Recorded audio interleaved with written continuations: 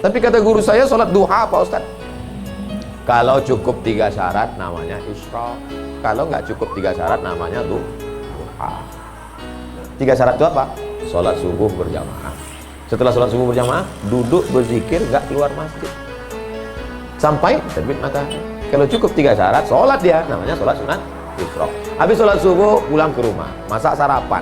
Pas mau kerja, 6.30 sholat sunat. Sholat sunat apa namanya? Duha. Karena nggak cukup 3 syarat. Nggak usah kelahi gara-gara itu. Allahu Akbar. Isyraq apa duha ya? Nggak sah. Karena niat itu sebelum takbir atau dalam takbir. Ada orang niatnya sebelum takbir. Ya niatnya Allahu Akbar. Tapi ada niatnya di dalam takbir. Allahu Akbar. Juga siapa yang takbirnya panjang, itu berarti dia berniatnya di dalam takbir. Tapi apa Imam Masjidil Haram takbirnya pendek. Allahu Akbar. Yang belakang itu yang panjang. Allahu Akbar. Imam itu takbirnya pendek karena dalam mazhab Hambali niatnya bukan dalam takbir tapi sebelum takbir. Mazhab Syafi'i niatnya dalam takbir. Saya kalau takbir panjang.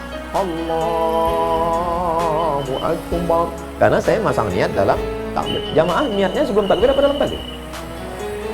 Dalam takbir. Sah. Sebelum takbir. Sah. Yang nggak sah itu setelah takbir. Ujuk-ujuk masuk masjid. Allahu Akbar. Ini duha kan? Nggak sah. Innamal a'malu binniyat. Jadi yang kita bahas ini kebanyakan adalah amal-amalan yang sifatnya ikhtiari, pilihan. Yang bisa kita pilih. Adapun yang nggak bisa kita pilih, gimana mau kita bahas? Kalau kita tidak bisa memilih, yang bisa kita lakukan hanya sabar mengandung anak. Tiap hari, tiap malam doa, Rabbi habli minas shalihin. Berikan aku anak yang soleh, berikan aku anak yang baik. Dijaga, cek ke dokter, USG. Lahir anak, lucu, cantik, mungil, tapi ternyata apa yang terjadi? Rupanya dia kena penyakit sindrom autis. Itu kemauan kita atau kehendak Allah? Kehendak Allah. Kalau nggak ridho, banyak orang membuang anak sekarang, dimasukkannya ke kresek, campangannya, dibuangnya ke kali. Malu punya anak. Bahkan sebelum lahir sudah dibunuh duluan.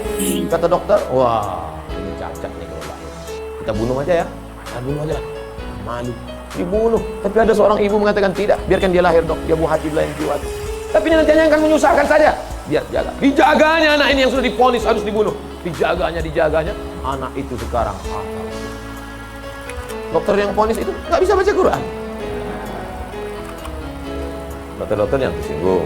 Karena beberapa orang tersinggung dengar ceramah saya, pulang mati. Ada masanya kita bisa memilih, Bu. Tapi ada masanya kita tidak bisa memilih. Makanya katakan, anakku, aku tak pernah meminta kau jadi anakku.